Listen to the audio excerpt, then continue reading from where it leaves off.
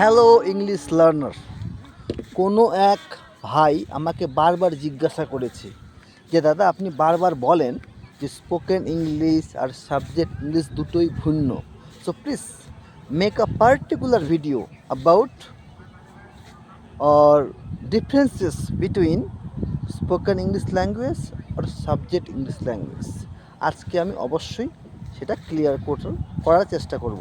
দেখো, subject English কী? Subject English আমরা পড়ি, রপ্ত করি, লিখি, সেটা হচ্ছে নম্বর পাওয়ার জন্য। হ্যাঁ, at the same time we gain knowledge. Spoken ইংলিশটা কি?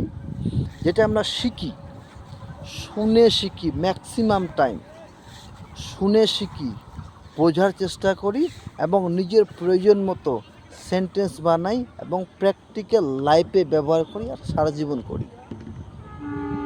সেই জন্য এটাতে একটু বেশি সময় লাগে, সেই জন্য এটা একটু time consuming process. Please we have to understand.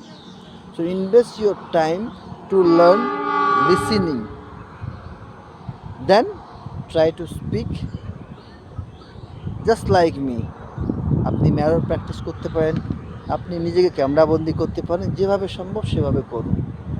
So this is the differences between subject English and language. Subject হলো কি? আমরা পড়ি, রপ্ত করি, নম্বরের জন্য পড়ি, মেনলি পাস করার জন্য। হ্যাঁ, আমরা পড়তে পড়তে নলেজ অবশ্যই গেইন করি।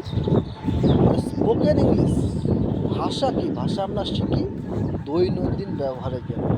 That is the differences between speaking English and subject. I hope আমরা বুঝেছি। Thank you very much. শ্রীমান নারায়ণ।